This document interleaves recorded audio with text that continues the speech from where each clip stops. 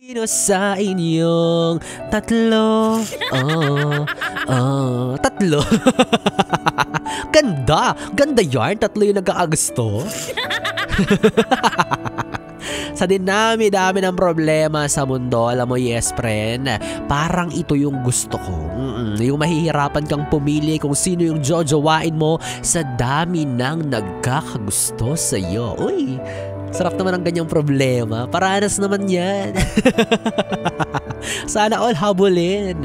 Well, di naman sa pagmamayabang, pero kung hindi nyo po na itatanong, ako rin naman ay habulin. Pero ng mga bayarin. Kawawa. Kaya takbo ako ng takbo, pagod na ako. Buwan-buwan din silang humahabol, oo. Pero seryoso na mga yes friend, kung ikaw malalagay ka sa ganyang sitwasyon, ano ba ang gagawin mo? 'Di ba? Hindi man natin sabihin na ang pagpipilian mo ay kagaya ng karaniwang tanong na mahal ko o mahal ako, 'di ba? O kasi what if parehas mo silang mahal? 'Di ba? Parehas mo silang gusto. Parehas mo silang kino-consider. Oh, 'di ba? Mahirap yung ganyan. Oo, kapal mo kakala mo naman na experience. Kala mo naranasan na ni B-Boy ko makasabing hindi madali. I mean, hindi naman talaga madali ang pumili sa pagitan ng dalawang taong nagkakagusto sa'yo. Diba? Minsan nga, kapag meron kang gusto sa mall, dalawang bagay na gusto mo, pero wala kang pera, wala kang magagawa kundi pumili lang ng isa, diba? Ang hirap-hirap na. What more? Yung pumili ng taong papapasukin mo sa buhay mo. What more? Yung pumili ng isang taong pipiliin mong makasama mo na sa buong buhay mo. Diba? So it's very crucial. Kailangan pag-isipan, kailangan pakiramdaman, kailangan... Sumisingot-singot na ako. Ang lamig kasi sa booth. Wait lang, sorry naman. Ang hirap din kasi pumili kung saan ba ako mainit o malamig kasi ang hirap. Diba? O, diba kapag pag tao na ang pinag-uusapan, diba? Lalo na kapag ang pinag-uusapan na ay taong pagkakatiwalaan mo ng pagmamahal mo, taong pag-aalayan mo ng puso mo. Kasi una sa lahat, diba? Hindi ka naman malilito kung sino sa kanilang dalawa kung hindi mo sila kinakakitaan ng potensyal na maging jowa, 'di ba? Hindi ka malilito kung isa lang diyan yung talagang gustong-gusto mo at yung isa ayaw mo. Wala ka nang kailangang pag-isipan, 'di ba? Doon ka na syempre sa gusto mo, ligwak yung isa automatically. But since parehas silang merong mga katauhan or pinapakita sa iyo na nagugustuhan mo, kaya parehas mo silang kino-consider. Isipin mo, kunyari doon sa option 1, di ba? Nakikita mo yung good sides niya. Mga bagay na gusto mo sa isang tao. Mabait, magaling magluto, masarap, magmahal.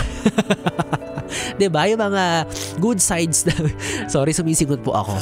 Huwag kayo mag-alala, hindi ko naman kayo masisingot. Oo, yung mic po yung una kong masisingot. Diba? Yung mga good sides niya na kinakikitaan mo, diba? Yung mga magaganda tungkol sa kanya. Meanwhile, yung ibang katangian naman na prefer mo rin para sa future partner mo is nandun din sa option 2. Kumbaga, yung isang kabuuan ng mga bagay na gusto mo ay nahati sa dalawa. So, sino doon yung pipiliin mo? Sino doon yung mas matimbang? Sino doon yung mas bibigyan mo ng pagkakataon? Kasi hindi naman pwedeng try mo yung isa tapos after 1 month yung isa naman. Pila-pila sila, ganun. Hindi naman pwedeng ganun, diba? So, ang hirap. Parehas silang nagpo-possess ng kanya-kanyang characteristics na pasok sa standards mo. Kung pwede nga lang, diba? 3 kayo. Hindi naman pwede yung ganun. So, kailangan mo lang pumili ng isa. Pero at the end of everything, kapag nakapag-decide ka na, kapag it's over, may nanalo na. Ang kailangan mong gawin dyan ay panindigan mo yung desisyon mo. At siguraduhin mong hindi ka magsisisi sa huli. Ay kasi sinasabi ko sa'yo, pagtatawaran ka ng hindi mo pinili. Sabihin nun, sabi ko naman sa'yo, kung ako yung pinili mo, di sana hindi ka umiiyak ngayon dahil sa lungkot, di sana umiiyak ka ngayon dahil sa sarap. Sa sarap ng pagmamahal ko, di ba? Tears of joy. Di ba? Ayaw mo naman masumbatan ng gano'n, di ba? Ayaw mo namang mapahiya.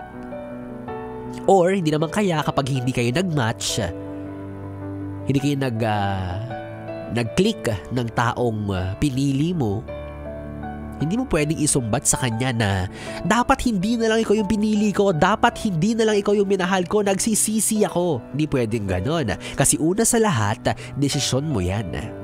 Isa lang siya sa mga taong pagpipilian mo noon na naghayag ng kanilang mga plataforma kung paano ka mamahalin at siya yung pinili mo. Kaya panindigan mo yan. Diba? Hindi mo siya kanya pwedeng isumbat na dahil siya ang pinili mo. O malay ba niya, diba? Siya yung kinonsider mo eh. Lahat naman tayo may flaws, lahat naman tayo imperfect. So nung nakita mo yung mga ayaw mo sa kanya, yung mga bad sides niya, hindi pwedeng ayaw mo na agad sa kanya. Hindi pwedeng lagi ka magfo-focus doon sa mga magaganda, diba? Na pinapakita sa'yo. Kailangan mong tanggapin na lahat ng taong dumadaan sa atin ay magkakaroon talaga ng times na masasaktan ka.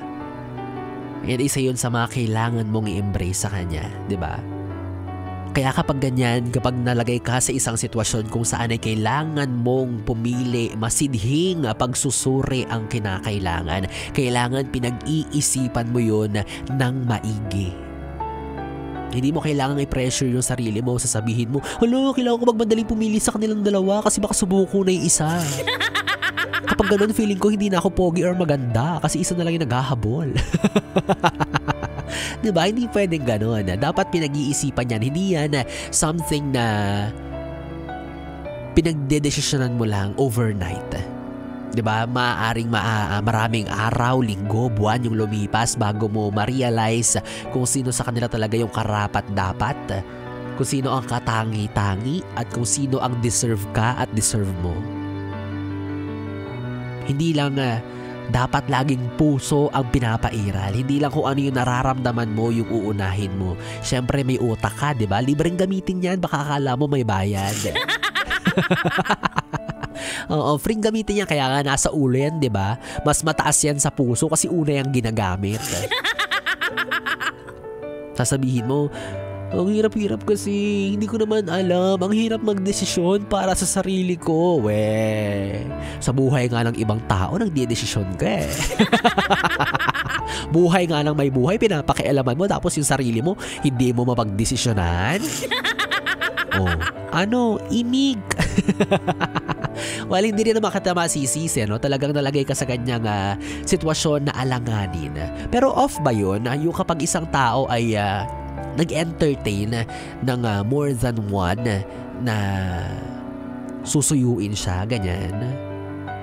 Pero kasi kung ako yung malagay doon sa sitwasyon na isa ako sa mga pagpipilian mo, ay hindi ako papayag. Ayoko na, option mo lang ako. Hindi ako parang ulam sa karinderya na bubuksan mo yung takip, tatanggalin mo lahat para makita mo. Tapos lilipat ka sa ibang ulam kapag na-realize mong hindi pala ako ang iyong bet. Bakit? Sarap-sarap ko eh. Marami nga nagsasabi, mga nakatikim sa aking pagmamahal. Ikaw naman, diba?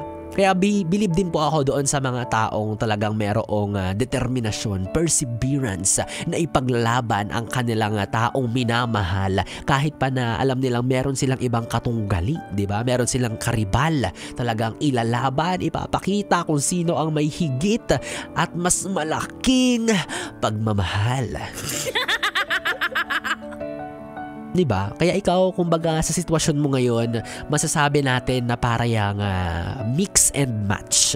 Diba? Sa mga fast food, usong-uso yan. Yung pipili ka ng isang drink, pipili ka ng isang food. Yun lang. Wala ka ng ibang option. Yun lang. Kasi yun lang yung babayaran mo. Kapal mo naman kung humirit ka pa. Diba? Unless may pangbayad ka ng iba, pwede naman yun. Pero yun nga, diba?